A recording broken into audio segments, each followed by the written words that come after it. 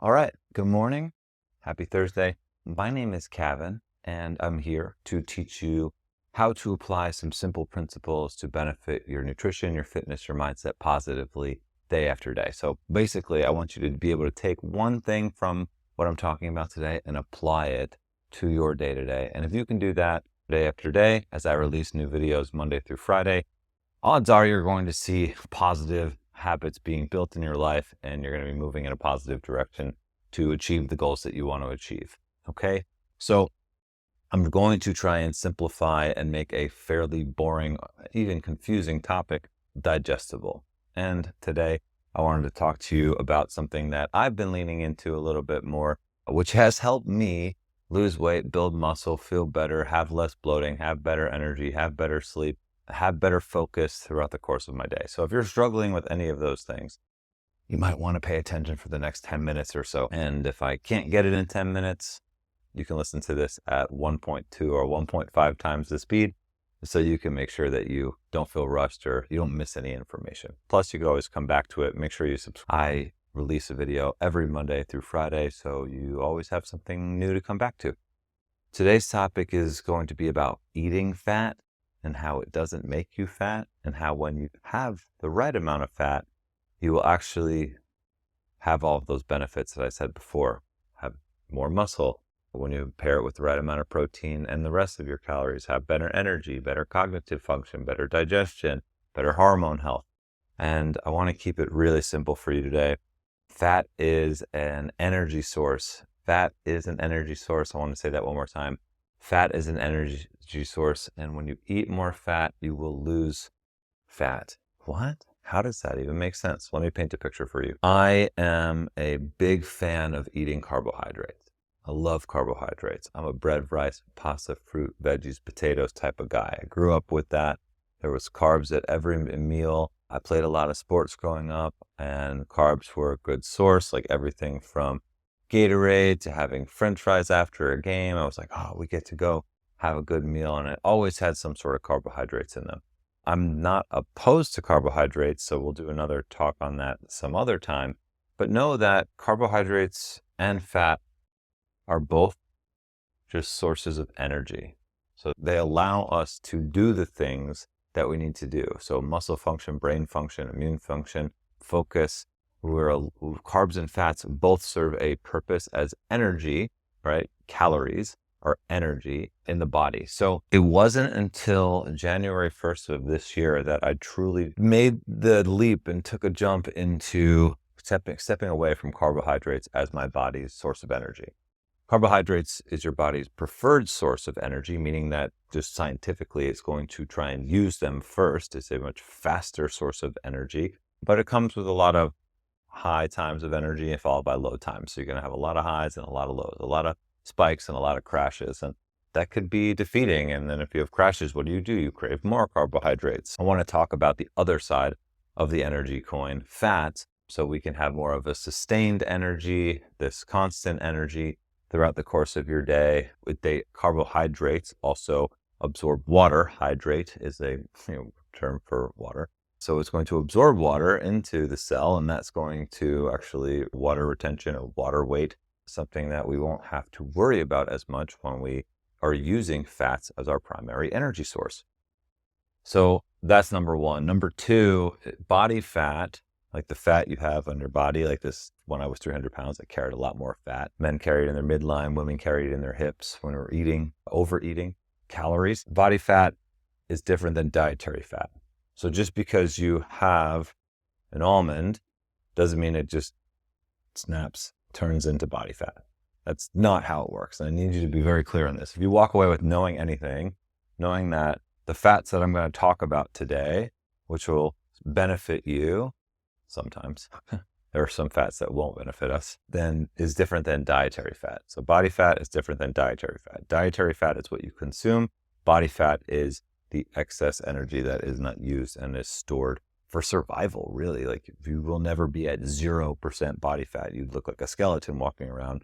There is a proper amount of body fat one should, male or female, different amounts for biological function that we need to sustain life, to protect our organs, as well. So we want to make sure that we understand that going into the next section of what I'm going to talk about.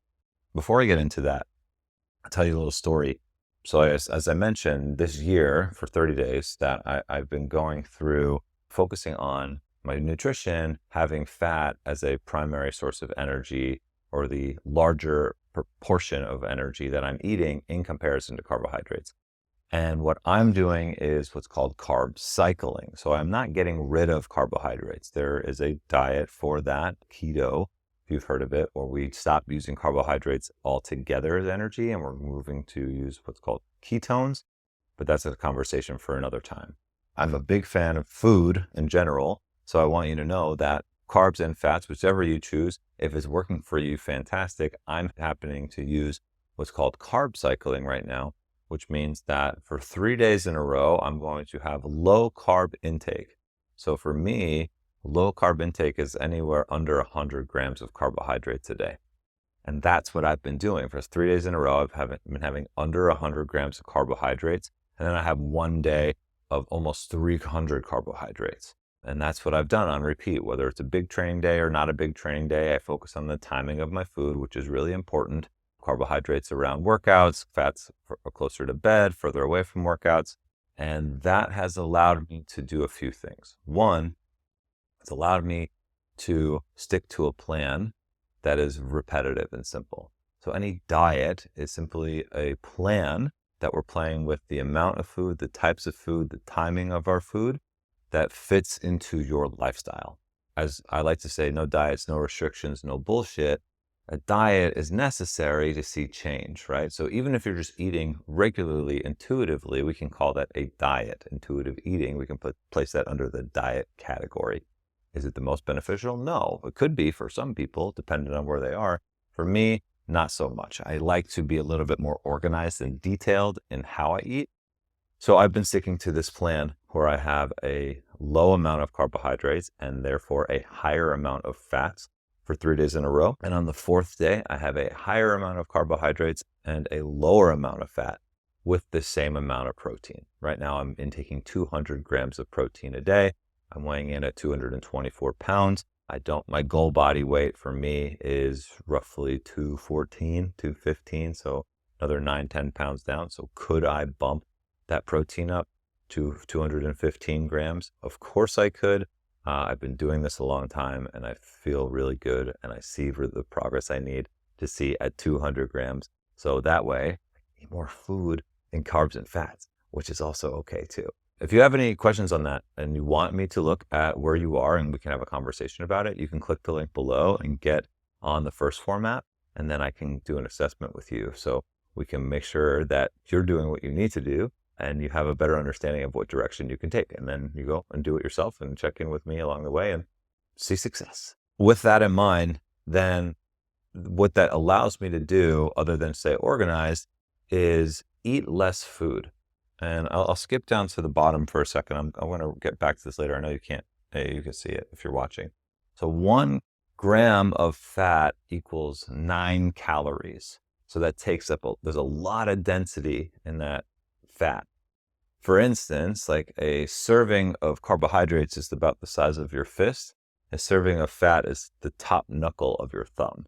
Whoa, that's a big difference in the amount of food that you eat.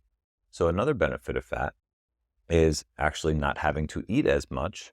If you feel like it's tough for you to eat a lot of fruits, vegetables, bread, rice, pasta, if it's a lot and it makes you uncomfortable to stuff your face and you want to get into a place where you're eating less food, eating more dietary fat throughout the course of your day can prove to be beneficial just from a consumption standpoint.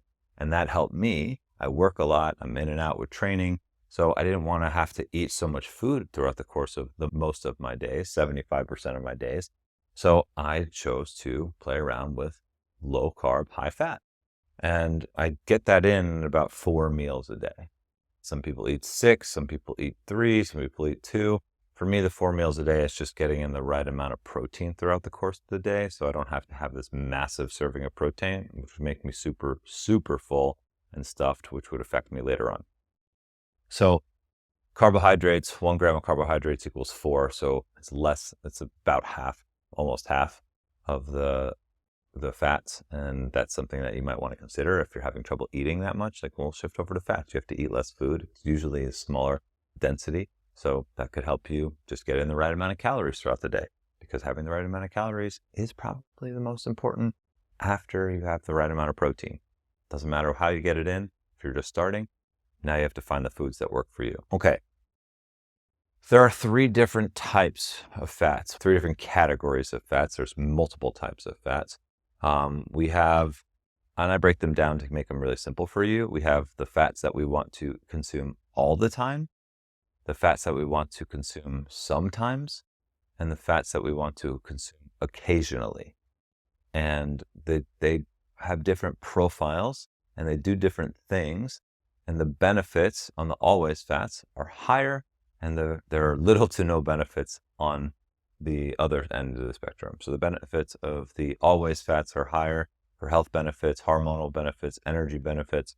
The occasional fats, there's little to no benefits other than this tastes fucking amazing and you're going to want another one, because they're usually packed with carbohydrates that we don't want either. And that combination is just addictive. Chocolate chip cookie. You know what I mean? If you're not a fan of a chocolate chip cookie, I don't know if we could be friends. Always fats. I wrote down MUFAs and PUFAs. So we have monounsaturated fatty acids and we have polyunsaturated fatty acids. And the common denominator between the two of these are that they are liquid at room temperature. Liquid at room temperature. So think olive oil, monounsaturated fatty acid. Almonds are a monounsaturated fatty acid. Yes, the nut is not a liquid at room temperature, but what is the almond oil? If you think about a really good almond butter, it's not just solid. There's what separates the liquid from the solid, and you have to stir it up.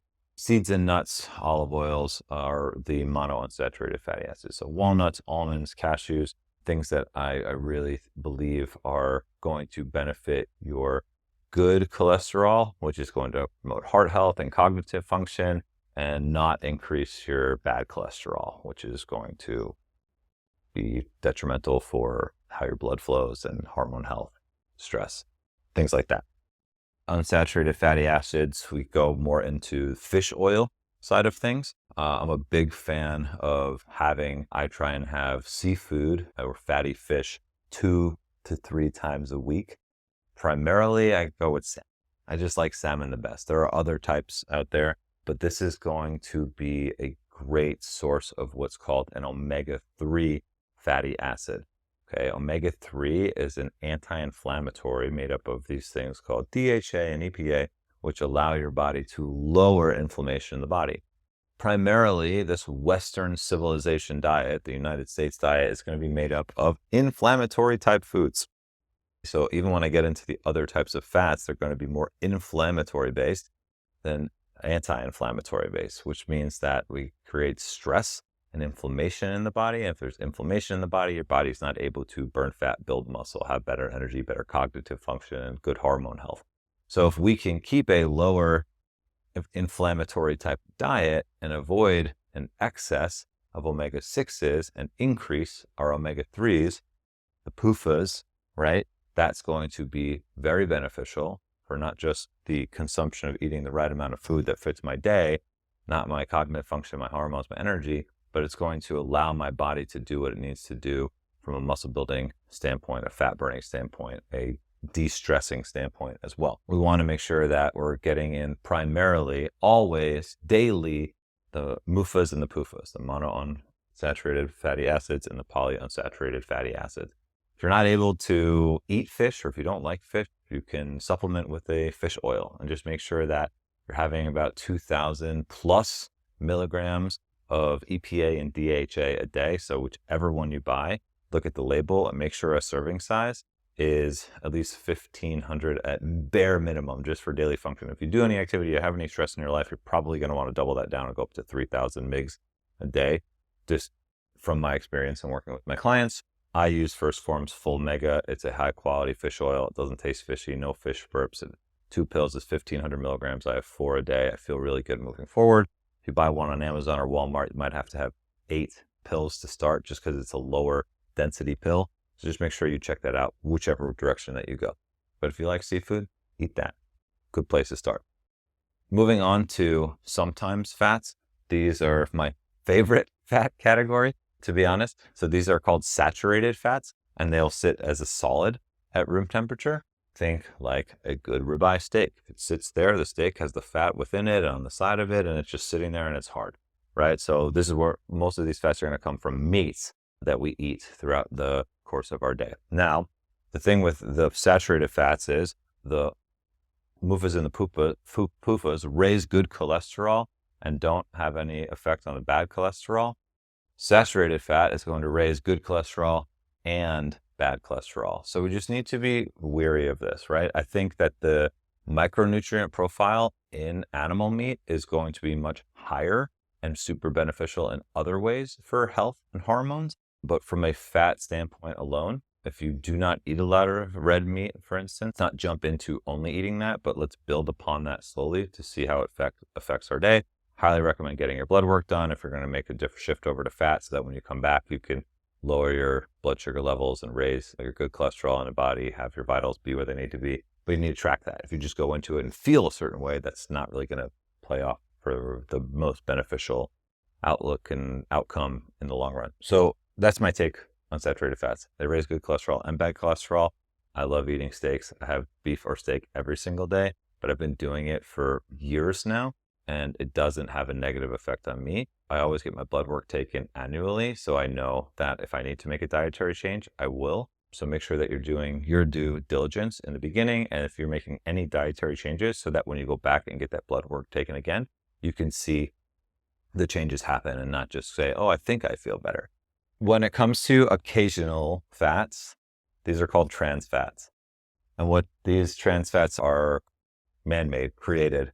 They add hydrogen to the food and they turn it into this delicious processed food. So think cookies, cakes, Pop-Tarts, anything that you find in a wrapper is going to be high in trans fat. And this is the one that we want to avoid because it's not going to raise good cholesterol, but it is going to raise bad cholesterol. And that, like I said earlier, typically these are mixed and merged with a carbohydrate, a high glycemic processed carbohydrate as well. So these foods taste amazing. That might be the only benefit to all of these. And I'm not saying don't have cake on your birthday. I'm not saying don't go out and have dessert on date night, but we don't want to have these every day. So occasionally you can have these and you know that it's not going to be awesome for you. But again, it's not the end of the world if you go out and have ice cream with your kids after they played their baseball game. That's okay.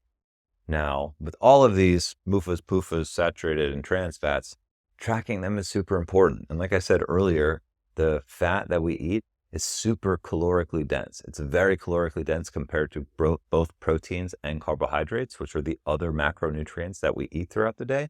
So you're not going to eat as much. So one of the things I like to suggest, and what I've been doing, as I mentioned earlier, is tracking my food, making sure I don't go over on salad dressings or almond butter or just grab as many cashews out of the bag as I want. I measure it to make sure that I can have the proper amount of calories. And in doing so, over the last 30 days, I was able to lose 8 pounds in 1 month, which is absolutely batshit crazy if you ask me. I didn't think I had 8 pounds to lose that fast, and I did. However, my strength has gone up, my sleep has improved, my heart rate variability has improved. Besides just being less bloated and having better digestion and not worrying about going to the bathroom or having an icky gut throughout the course of the day.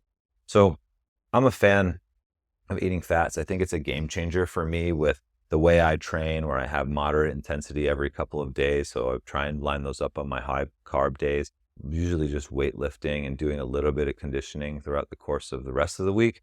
I don't have to eat as much food. I'm resting better. I'm recovering better.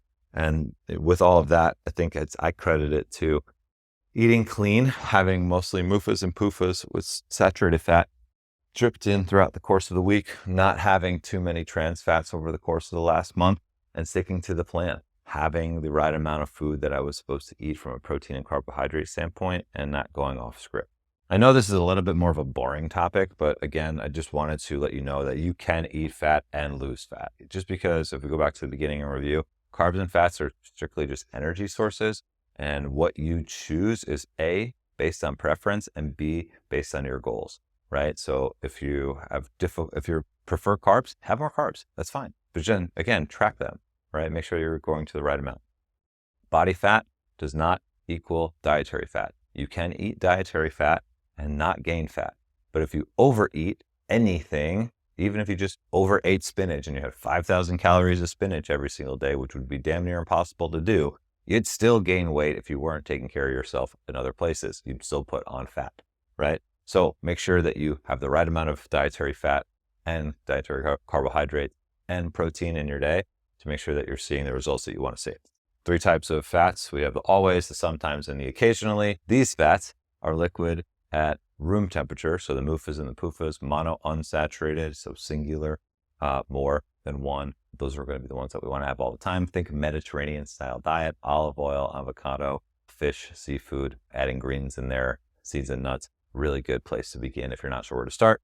Saturated is going to be middle ground. You want to have these sometimes. I had like a meal a day instead of multiple meals a day would be a good place to start for these animal fats, which are solid at room temperature.